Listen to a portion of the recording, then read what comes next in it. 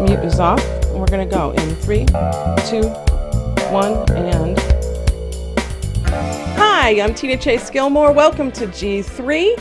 I hope you found us again. If you haven't, we're some women in and around Silicon Valley who talk tech and talk, just talk whatever we want.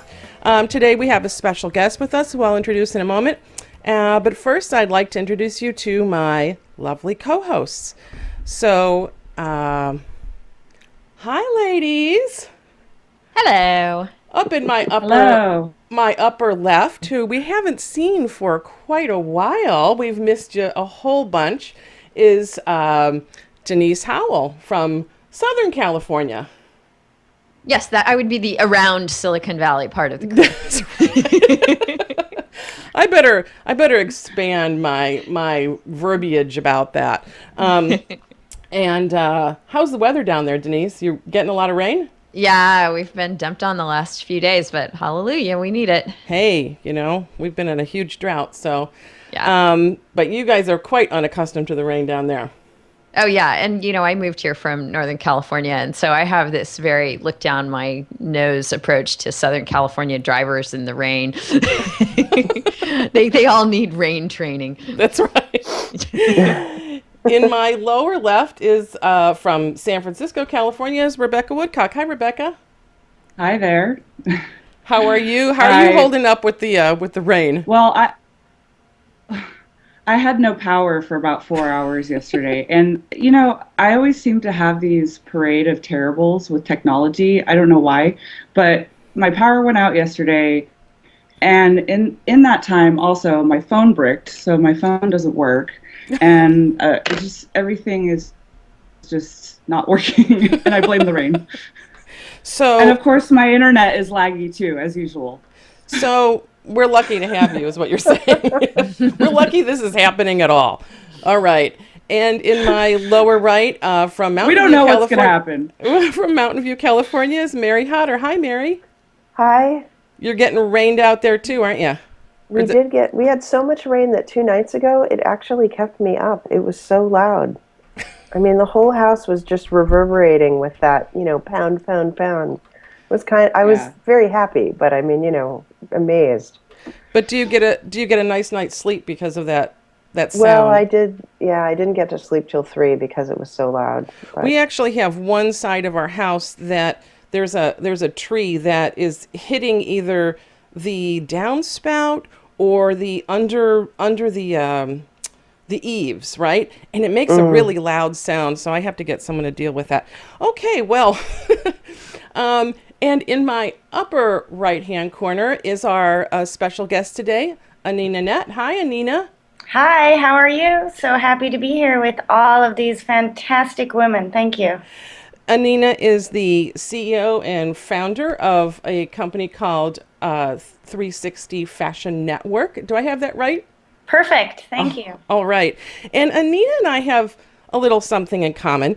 We both come from a state where if you meet somebody and you don't know where they're from, you say, and you ask where you're from, they pull out their hand and they show you. So Anina, I'm going to ask you, where in the hand are you from? Okay, so here we've got like Detroit, we've got, Toronto, we've got Lansing, and then we've got Grand Rapids, and I'm from way up here in the little pinky called Traverse City, Michigan. There you go. So that's exactly what we do. So I'm from the Detroit area down here, and you're from way up here. And maybe I've been up to Traverse City maybe once or twice, I think. The cherry capital, right? Ah, love those. So tell us, Anina, you're not in Michigan anymore. You're living in China, I think, in Beijing.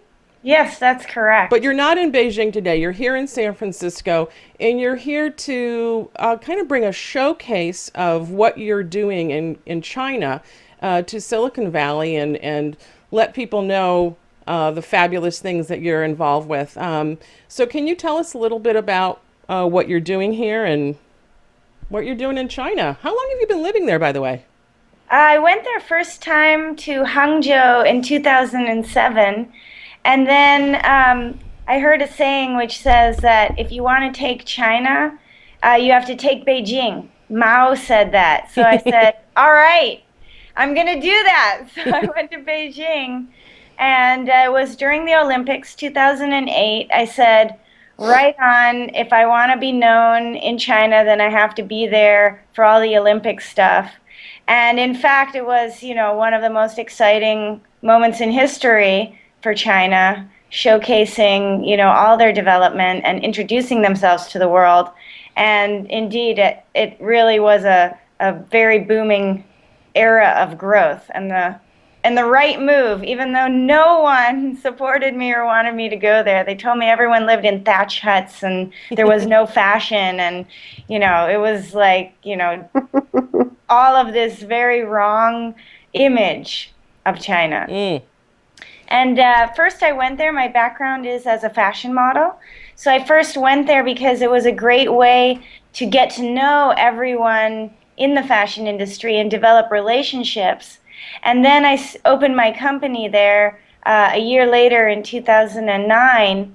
And the plan was that, yes, none of the people in the West, I mean, I've been doing fashion and technology since 2003, and pretty much no one in tech cared, and the fashion brands didn't care. And I was like, that's it, I'm out of here. I'm going where there's 1.3, billion people, and they all have cell phones, and they all know what a blog is, and they all play games, and they all buy things on their cell phone, and I'm out of here, And if there's no fashion, I'll make it. But there is a huge booming fashion industry, and I had the opportunity to meet the ministers and show them, my concepts and ideas of fashion and tech, and also the technology I was using. And they were like, we don't understand this, but this is the right direction. And then the doors opened, the Red Sea parted, and opportunity, when they want to do something, it's like, boom, and it's big. So in the last 4 years, I've been working together with the 5 arms of the fashion government to produce these large-scale fashion technology exhibitions, which showcase in a multimedia experiential exhibition way how, and which technologies should be integrated into fashion. And then the latest event that we do, finally, after 8 years of dreaming about a real fashion technology runway show with 1 meter 80 models and 180 clothes and all this technology at the GSMA, I did the first real, what I call real, high fashion and tech runway show. And so that is what I will be presenting on December 8th. We have the film of that, because I believe that fashion, now that we have all this new wearables and technology and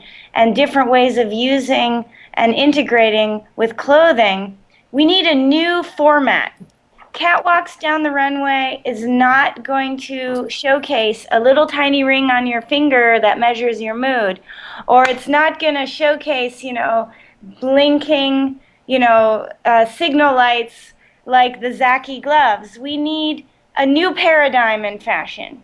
And so I would like to present what we're doing in our fashion show, and hopefully have the opportunity to bring it here to the United States, and preferably to San Francisco. Wow. I'm overwhelmed. I know. Mary? I know. Isn't it incredible? It's, Ed said to me this morning, because he saw Anina last night at an Android event, he said, isn't Anina kind of like the Heidi Klum of fashion, except she went to China? And I said, well, Heidi Klum came from Germany, and she came to the U.S., and she's overtaken the U.S. And that's little in compared to what Anina has done, and it's so much cooler. She went to such a different, huge cultural difference in comparison, coming from here, going to China. And then she runs the biggest or most well-attended fashion tech events, wearables events there. I mean, she told me that one of her events has 110,000 people who come through the space and look at what she's put together. And it's like, that's mind-boggling. That's not even in the ballpark of Heidi Klum. She's like Heidi Klum times 10, you know? Incredible. It's amazing. Just incredible. So one thing that you said, Anina, was that you got together with the ministers and of I'm guessing of the Chinese government. I think that's what you were saying, and that's kind of part of what's going on here is that in the Chinese government, you are basically sponsored by the government, but here to bring your fashion show, to bring some fashion awareness and this combination of technology and fashion to Silicon Valley, you really have to get people involved with it, get them interested in, what, and let's talk a little bit about that. Like, why is tech and fashion converging? Must it? Will it? Where's it going? Is it all about, what we see in Star Trek and, kind of the uniforms, or is it about things that, light up and look, sparkly, or where is it going, and why does that combination matter? Well, God forbid, and it's up to us ladies to save us from looking like Tron, okay?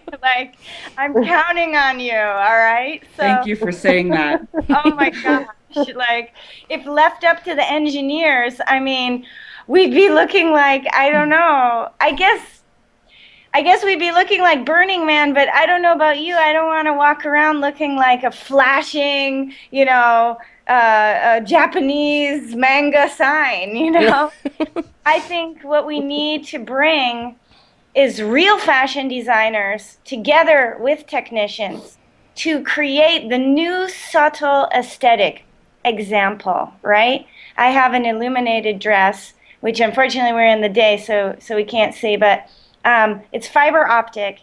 And when I wear it, people start looking around the room, and they look at me, and they look around the room, and they look at me, and then they go, "Is your dress illuminated?" And I've actually witnessed your dress as the sun was setting, and we were outside. We were in Half Moon Bay at the Ritz, and just as as the light started to dim naturally, your dress, the center panel of your dress, started to sort of, I wouldn't say it's glowing. It's not glowing. It's like a shimmer, but it was like an illuminated shimmer, and it was kind of exciting. But it was quite subtle, and I was taken by it. I wanted to see it, when it got darker, which I didn't really get a chance to do.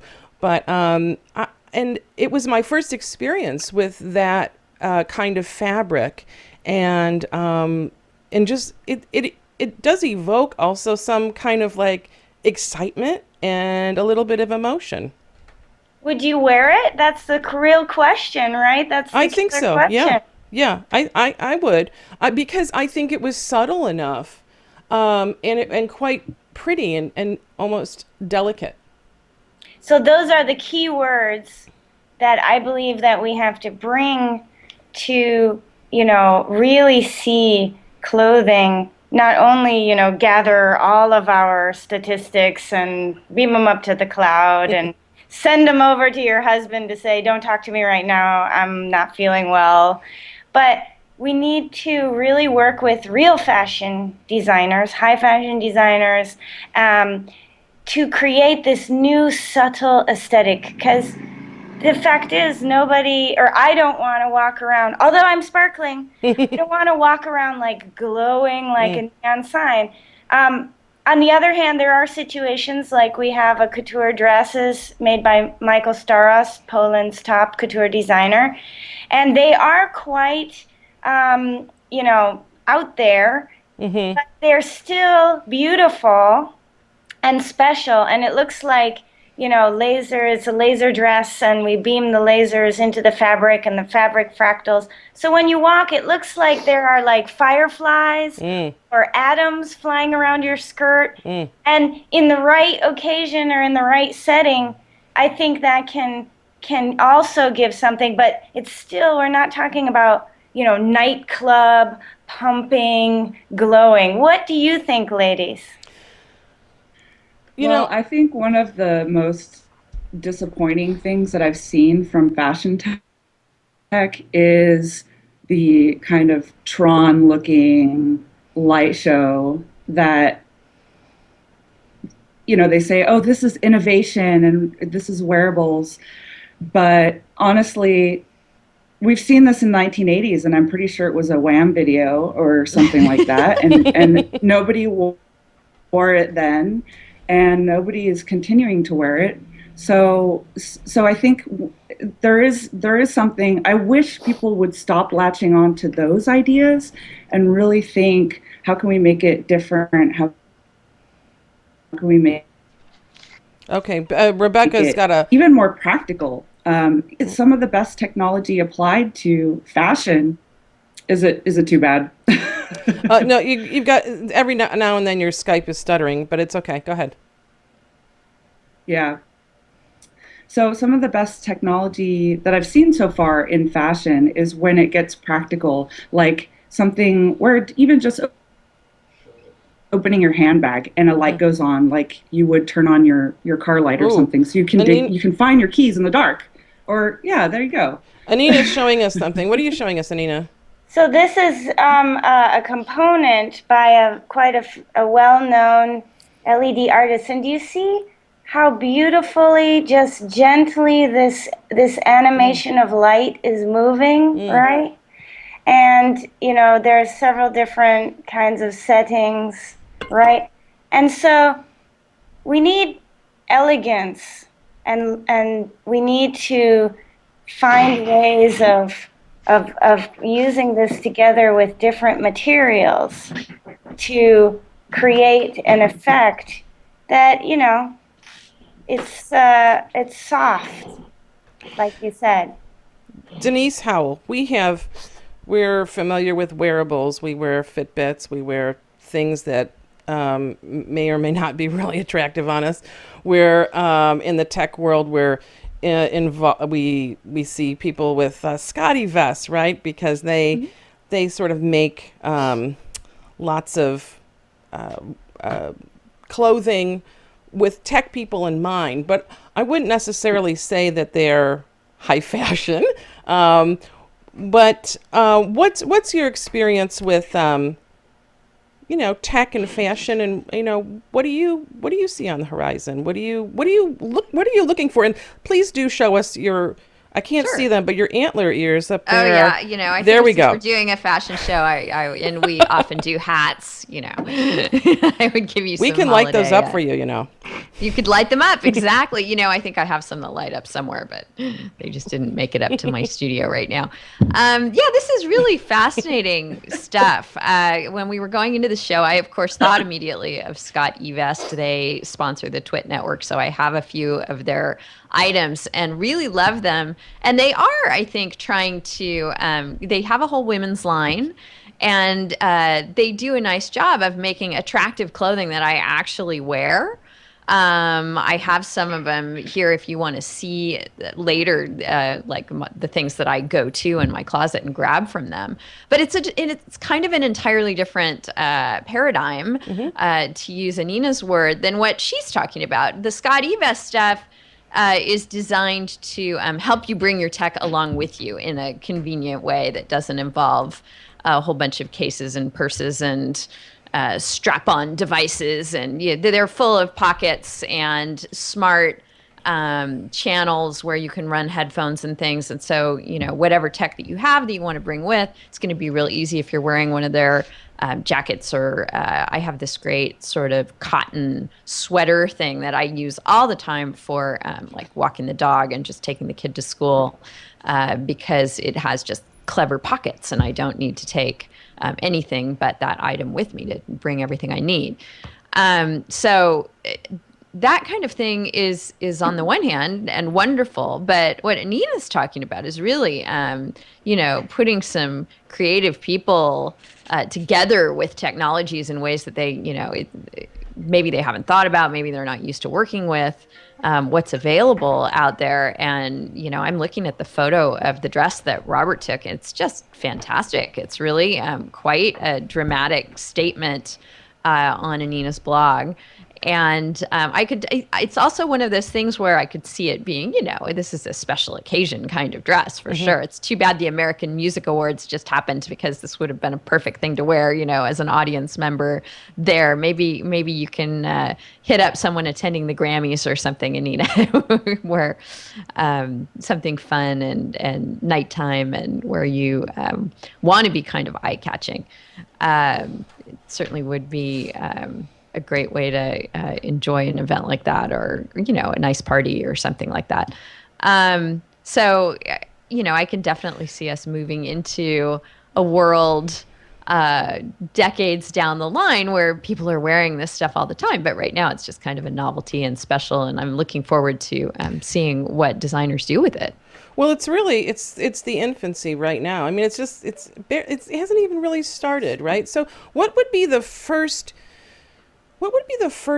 item, Anina, that you would expect would get some acceptance, where somebody say, yeah, I'm willing to go there. I'm willing to do that. What do you envision as being that particular item, or is that exactly what you're looking for? So first, I think that it's really interesting, the idea of how do we take these sports trackers out of sports and then put them into fashion context, right? So in the runway show, we were sponsored by Misfit Shine, which I think is a very beautiful and elegant device. And it's machine washable, and it ticks a whole bunch of boxes that you think of from a fashion perspective, right? This thing is machine washable. If I forget about it, and I throw it in the laundry, it's not going to die. I've heard many people kill a jawbone like that. So, and also you don't need to charge it. So, for example, those are really key points from a technical perspective. And then, but we said, but if I'm wearing my beautiful lace dress and I'm going to an embassy event, in Beijing, there's lots of very high fashion events. I don't want to have this sports thing on my wrist, that just doesn't fit, right? So what we did was we took the shines and we built these beautiful jewelry items that you wouldn't even know, really, unless you know Misfit Shine. We're all tracking jewelry. But the idea was, how do we make things plug and play? How do I plug it in so that then it just becomes part of my ensemble? And we built also a Misfit Shine dress, a tracking dress, out of 300 Misfit Shines. And again, you look at it, and you're actually not aware that it's really those Misfit Shines that are making the dress beautiful. So, I see that there will be coming things that will, cover the jawbone, that will make them look more like jewelry pieces. I think we'll see cases. I think we'll start to see ways to plug or, hide your sports tracker among a secret pocket in your clothing. And where I think it would be wonderful to go is then, if we think of companies like AIQ that have actually put the metal fibers into the fabric, into the weave, then what we're talking about is it's becoming seamless. Now, those are all tracking and monitoring things. I think the second trend is going to be this illuminated clothing. And there's a brand that I recently met here in San Francisco that is a startup, and they're called Zackies, and they're for bikers, and they have the strongest LED light, so you can also see them in the daytime. And I'm dying to cooperate with them to take, again, this, turn signal glove out of sports. And I just want them to be cool little short leather gloves that I'm wearing around, that I can, flash at people a little bit. And then, I go to a party And it's just, I got my leather jacket on, my little leather gloves. I'm just a little flash here, a little flash there, or then you move to a later evening and you're dancing and you're flashing a little bit, And so I just see it as becoming part of our, whether I'm walking across the street and I flash a car to say like, hey, stop right there, buddy. Don't run me down, which you have to do in China a lot. Or, like I said, I'm going to a club and then I'm just, have a little flash to my whole black ensemble and it becomes seamless. So I think those two trends, tracking jewelry turning into real jewelry through cases being put on top of them and augmented around them, and then illuminated clothing items that just become part of our fun fashion experience. So, is that going to be the big sort of break? Is when when fabric becomes more than just fabric, when fabric is able to give us some feedback, when fabric is able to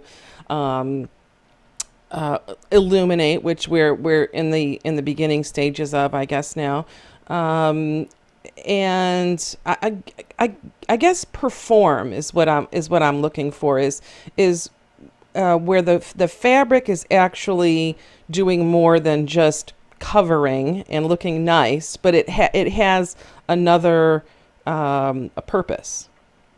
Well, I think we should open that question up first to everyone here. The question is what do you really want to know about yourself? Do you want to know all of these datas and statistics? Something that's important to me is I'm always cold.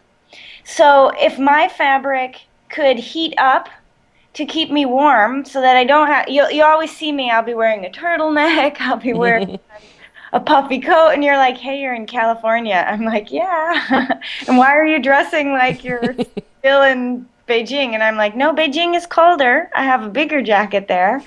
But for me, it would be nice if I was at a cocktail party and my dress, even though it's sleeveless, I could wear it, but it was actually keeping me warm because, they blow all that air conditioning at you and, I get sick. So then I wouldn't have to wear like tons of layers. So it would be nice if your fabric actually knew that you were getting hot and it could cool you down. Or in my case, I'm just the opposite. It's like, take it off, take it off. So if my fabric knew that I was getting hot, and it could probably tell because I was sweating or something, it would be able to cool me off. I think that's, that would be an excellent way a fabric could perform and really perform a great service to us, right? And how many other things can you think of, or what would you want your fabrics or your fashion to do for you? Rebecca, you got any ideas? Well, that's a really innovative use case, and anytime you can make something more useful, that appeals to me. I'm a big fan of quantifying. I want to know more about myself. I would love to quantify what's going on with my body, my energy levels, my any sort of mineral levels, heat, temperature, anything that might be affecting me.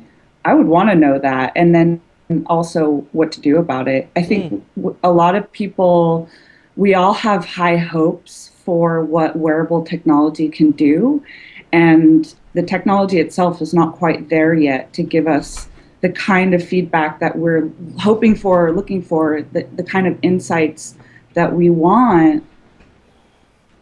And so it's been kind of a disappointment with all of these trackers so far. That's why a lot of them are losing momentum. But if they could actually add value to your life and give a little bit more insight, like take Fitbit, for example, great idea, great attempt at a technology.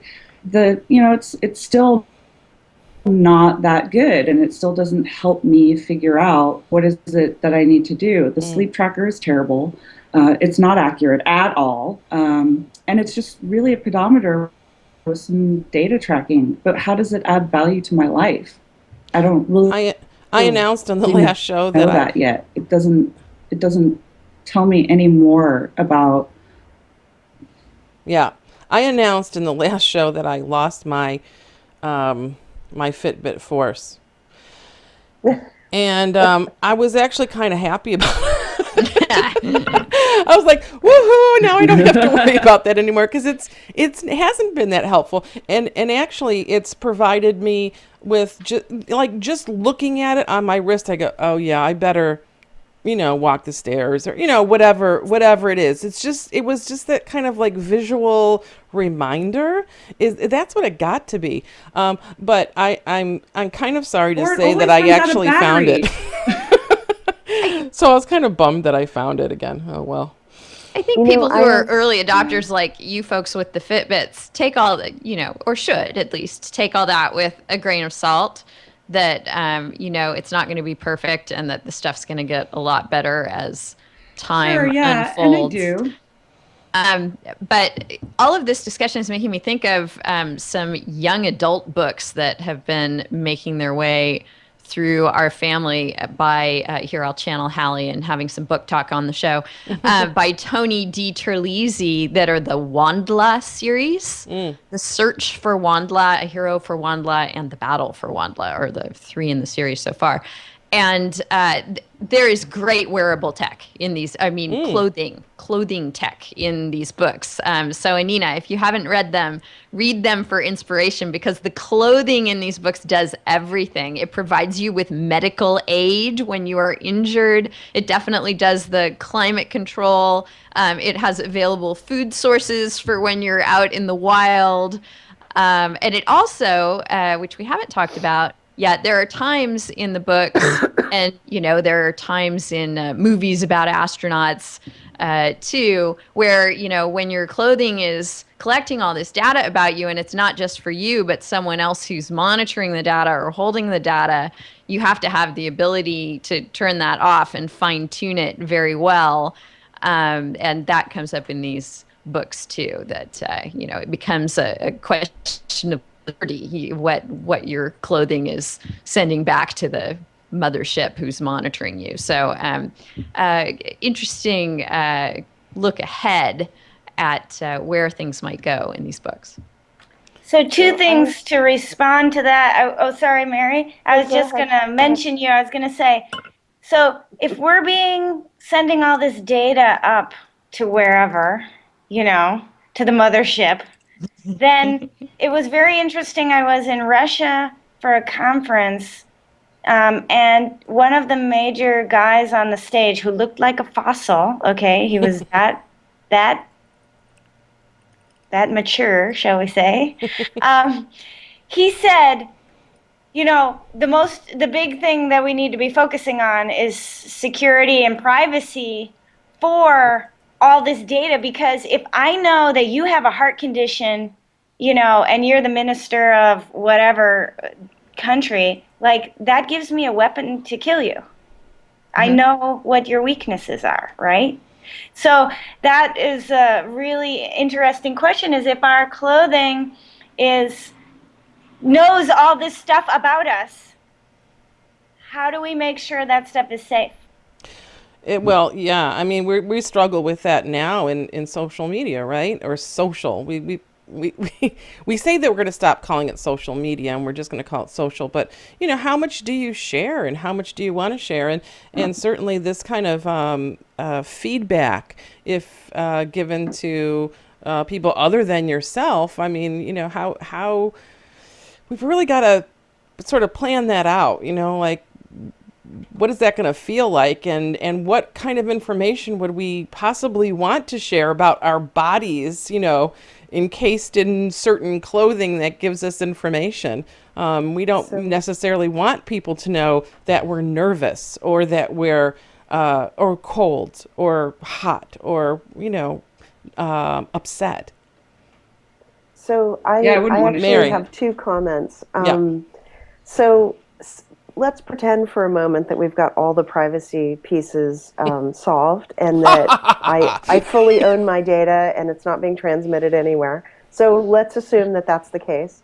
In a far future, far away. So, because in a minute I'll address the privacy issue, but I want to answer the earlier question of what would you like with your clothing. So I like the idea of, that my clothing would adjust for hot or cold, and help me to regulate my body temperature. That's kind of cool. But the thing that really comes to mind for me is, I've spent 15 years doing a lot of what I would call personal work, emotional work, that sort of thing.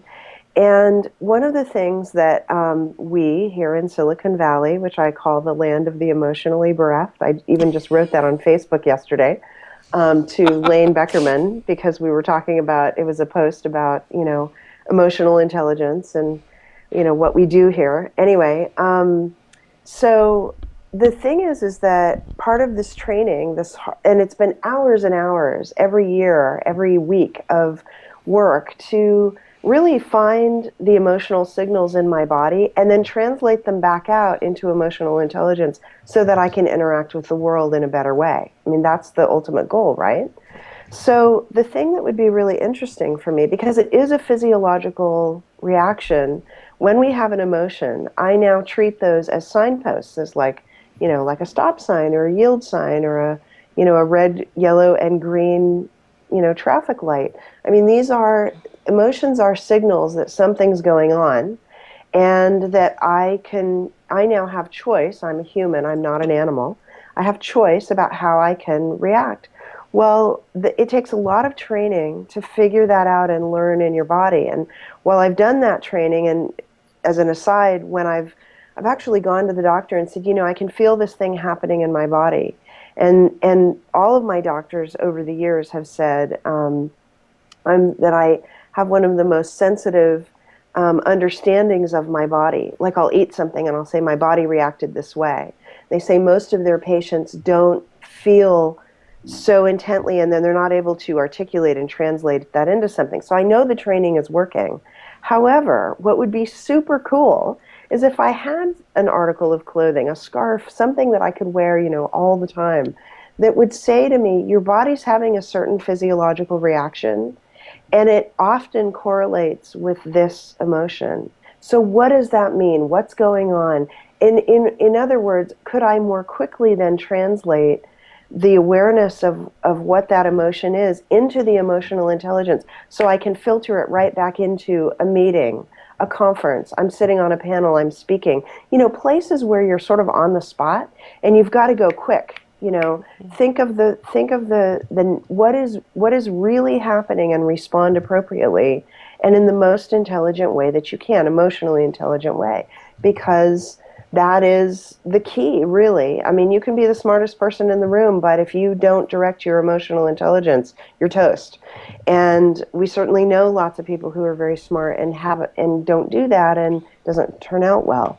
So it takes a lot of work to get there, but if my clothes could help me, oh my God, that would just be phenomenal. But of course, that leads to point number 2, which is, what do we do about the privacy issues? Because as Anina said, if someone knows that I'm in an emotionally vulnerable state right at a particular moment, they could kill me. They could do something to hurt me. And I am vulnerable. So, we do have a real privacy problem. And to your point, Tina, about social, often I'm volunteering information, and at least I'm aware that the information's going out. But, 90% of the data that we share is actually implicit. And if we put it into, if we put collection materials into clothing, it's just going to be that much bigger. Right now, your phone leaks your location to hundreds of parties. It leaks, your call list and your, where you move about during the day. It's not just the location, but like at what times, and, who are you connected to? What apps did you use? What's the barometer reading right now? Yes, all our phones all have barometers, all kinds of stuff. And if we added an incredibly personal element of data collection around our bodies, and we didn't manage the personal privacy issues around that, oh my God, how bad could that be? It could be really bad. I mean, it's already really bad. So I do worry about the privacy issues, and I don't have an answer other than to say, I believe all our personal data should reside with us, and that we have built all the technology wrong. We've built it to sit out in the cloud or at companies when the data should sit with us, and then we decide who we share it with. And but we don't do that right now. It kind of boggles the mind, all the information that's possible from our bodies and from what we might be wearing on our bodies and how we transmit that information. And like you were bringing up, Mary, of course, Mary's bringing up the privacy issue, which I would hopefully, I would expect Mary to be like right on this. But what, it brings to mind, Denise, can you imagine this world? And what does it put your do you put your legal brain on all of a sudden, and all these problems, these legal problems start to open up with this kind of intimate sort of information that our bodies might be putting out there in the world? It does, but I guess as I get older, I tend to take the longer view on these kinds of things. Just like with the Fitbit not working perfectly as you would like, the law is not going to work perfectly, and the technology respecting people's wishes with the data is not going to work perfectly, and there are going to be accidents and leaks and big cautionary tales. And slowly but surely, adjustments will be made. And I do think that eventually we'll get to what Mary was saying. Let's imagine that all the privacy problems have been solved. It will be a slow and torturous process to get there, but we'll get there. Don't ask me to say how long it will take and who will fall prey to the leaks and scandals on the way, but it'll happen. Okay, I could just imagine it now. Oh my goodness! So let's go back a little bit, because I wanted to. I think we all kind of wanted to see a little sneak peek of Anina's showcase that she puts on in China, and we have a little piece of video. I've actually just have it on my iPad right now, so I'm gonna hold it up and let's see. Let me see if I can get this running here. I'm hoping it's close to the right place, and there we go. Oh, yeah, so this scene is about there are 13 different scenes to the fashion show. And the first scene is about the history of telecommunications and then how peer-to-peer mesh technology will go into the clothes.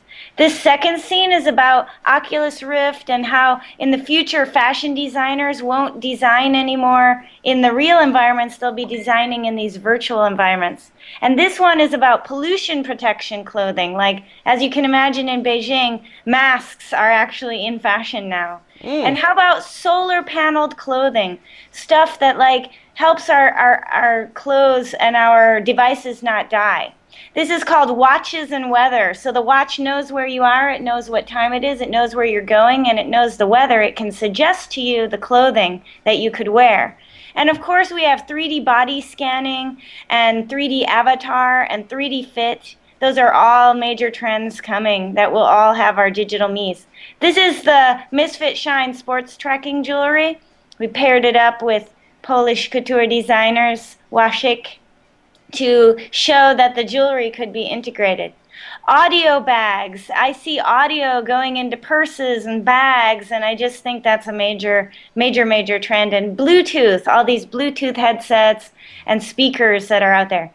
This is my favorite, warrior women, bionic clothing. We put cameras in the clothing and it shot pictures from the runway and sent them to your cell phone. And here we have, of course, 3D printing in fashion. So do you see how I use the fashion to support the technology and help to visually communicate it on the runway? That's how this fashion tech show works. Wow, I just saw this for the first time, and it's quite impressive. And all these ideas, that you are just exploding there on the runway are really, really exciting. I'm super excited that you're getting the chance to bring this to California, and hoping that I'm hoping that you bring it here, and this is an annual event at least. I would love that. I also think it's really interesting. I wanted to mention to you, we built a robotic dress. And that's the final scene, this electronic clothing and this robotic dress. And of course, nobody's ever going to buy the robotic dress. I'm not going to mass produce it. You don't have to worry, Tina. There won't be like this, transformer dress that, comes and, I don't know, is on you. But the concept behind the robotic dress is that in the future, when we have less overproduction and less overconsumption, one piece of clothing will need to do more than what it's doing now in order to suit our multi-event and multitasking lifestyle. So the robotic dress is the story of the very busy woman who's at work, so the dress looks like a normal, work dress. And then she has to run to the embassy or some, high fashion event. And with the flick of a switch, the dress transforms into a ball gown. Wow. A little bit of a Cinderella story there without the pumpkin. Wow. Can the dress make you run faster too? Like maybe it makes you bionic as well, because that's, I think, useful. Like almost like an exoskeleton. Well, actually, I dream. Okay, so that was one of my big dreams, was to do this robotic dress. And thanks to Bruce Bateman, an amazing technologist, he actually made that thing happen. And, Michael Staros, the couture designer, they made it happen. I was really great. Interestingly enough, when you leave these people alone in a room, they make Frankenstein. So I still have to step in there and be like, no, rip it all apart. That's like, what are you thinking? Turn it out. No, you have to lift up the servo motors and, cut that thing off and make that leg shorter. And what are you thinking? It's incredible that you'd think they're 30 years doing their trade and that it wouldn't turn out like Frankenstein, but it did. It's incredible. But my next is I'm dying to make these shoes that, we sit at computers for long periods of time and we often don't move. So the shoe would detect when you haven't moved in a while and would gently buzz, right? To remind you, hey, move your feet, move around, get some circulation going, Foot massage. Right? And then it would, of course, track all your steps. And when you came home and you put it on the, the wireless charging mat, it would then send the data, of course, to your connected home, which would then tell your refrigerator that you're 2 kilometers short of your dietary goal and lock the refrigerator and display a message saying, now put on your running shoes and go for a run for 2 more kilometers, and then you can eat. Ooh. Locked out of the refrigerator until you get your exercise done. Yep. So that would be an optional setting, I hope. So I really imagine this world of the clothing and the connected home and the, augmented reality and the virtual reality. I often feel like a space alien, I live in a far, far distant future. But I am able to build these demos, and then at least I can show them at the fashion show, because I believe if we can get everybody to start dreaming in the same direction, then it'll happen faster, and before I die, I might have a customer. Anina, I was just going to bring that up. I think that what this meshing of fashion and technology and showcasing it in this way, it does exactly that. It really brings us the future, and it really gets us excited. It's the tangible of what can be. The tangible of the dream that we're all dreaming about, that we're still thinking about, our jetpacks and flying cars, but that tangible might be something really small and easy to wear right now, easy to show off. And it gets us to that point where our friend Robert Scoble likes to talk about, and is where we start to dream. So it serves a wonderful purpose. I think even if that it was just doing that, I think it would be great, and is great. I also think that we need a new format to display all this technology. Like, do you really think with 30 models chucking down a runway, anybody's going to see a ring or a little Fitbit? At most, they'll get a shot of it. They'll send out a press release, and people will have to like read, what does this thing do? Whereas if we have this new paradigm, the models and the fashion and the video and the sight and the sound and the lighting all play together in almost like a theatrical performance to explain what does this technology do. Like, I love the solar powered example, you know, where they start to slow, you'll see them like the music slows down, the models walking slow down, the lights slow down. Like we see on the screen, the battery is lowering down and critically low, and they all come together, and then they raise up their hands, and then they recharge, and the lighting turns like sun, and we get the idea that they're recharging, and we see the battery go up and the music goes up, and then they all like smiling and repowered, and then they start moving around.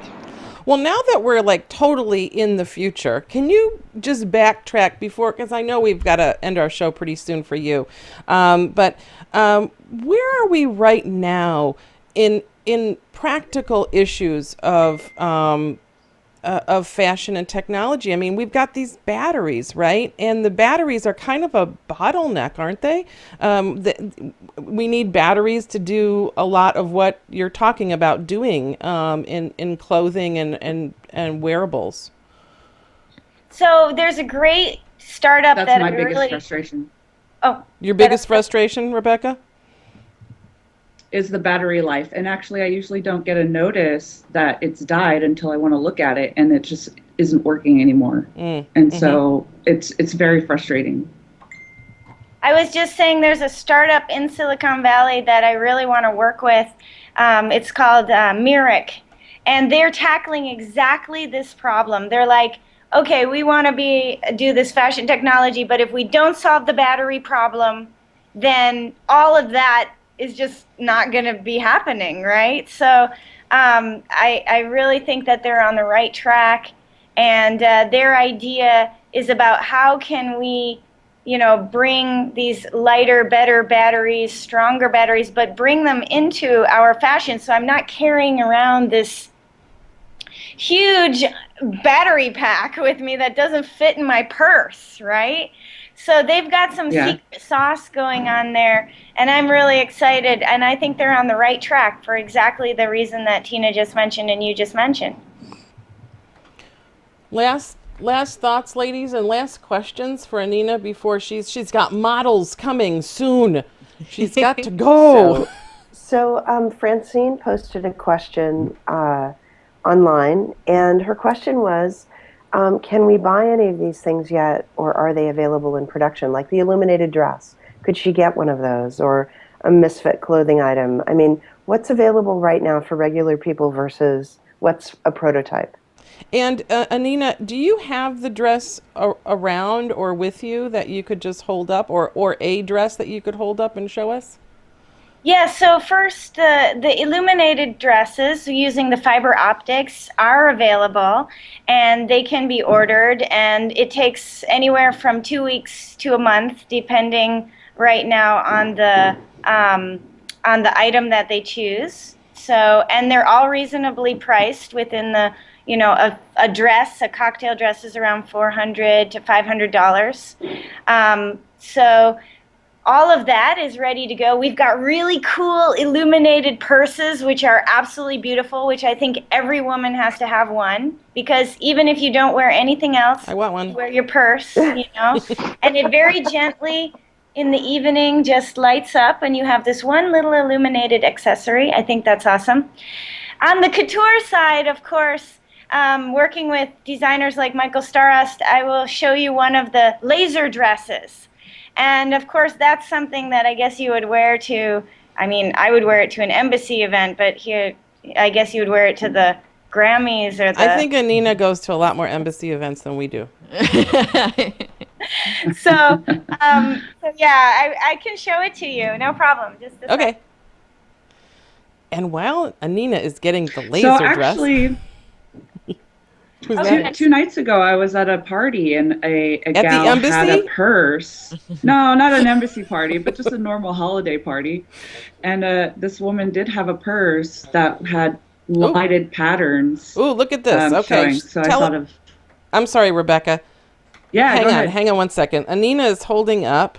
Anina, can you tell us what you've got there? This is the laser dress. Yeah, so you see this mesh material? We've got like lasers underneath the clothing, right? Here, for example.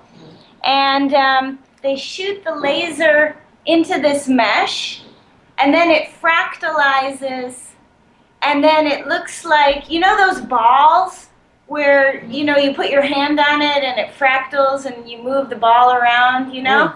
It fractalizes into the dress, and then as you move, the dress, of course, gently does a little bit of movement, and then it looks like atoms or fireflies are flying around your dress. Whoa. And some point up, so then above you on the ceiling, you have some light overhead, and then at some point at your feet. So then it's like you're walking, you know, almost in rose petals, right? But they're like these red laser lights at your feet as you walk around the room. So I think that we have to think wider than just what can it do in the dress. We have to think of the whole aura or environment around us. So this is one of the couture pieces that was created specifically for the show. It sounds like we have to actually shift our thinking as to what constitutes clothing or our garments, and how that's fascinating that our garments could actually extend out from where they are on our bodies. Yep. And on that note, I'll have to end because people are calling me now. But I would like to say that on December 8th at the event when fashion meets technology in China, our launch event and premiere, and I'm so happy that you will join us. We will have a panel discussion about rethinking, redefining fashion in the 21st century. And the question is, in the future, will high fashion be determined by design, or will it be determined by the, electronic or the components or the technology inside of it? Ooh. Stay tuned, right? Because we don't know. We don't know the answer to these fascinating questions. About that and bring your answer with you, and I'll be delighted to meet you. And thank you so much for the honor of being amongst such incredible technological women.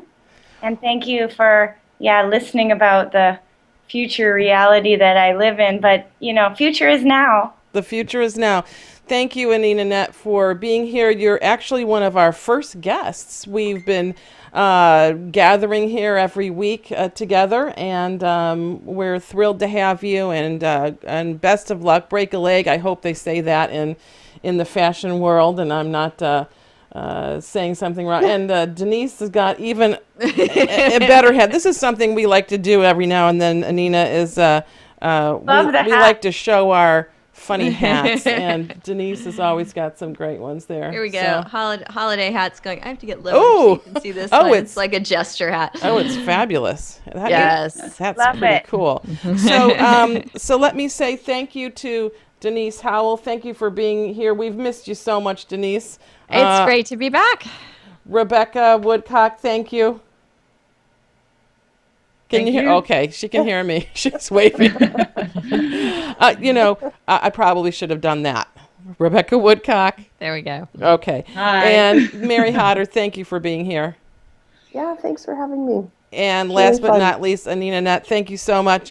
And so this is what we do. We get our logo ready. We say, step outside your comfort zone, come back and see us sometime. Go out and do something great. And we'll see you all again real soon. And everybody say, whoops, everybody say bye-bye. Bye. Bye bye.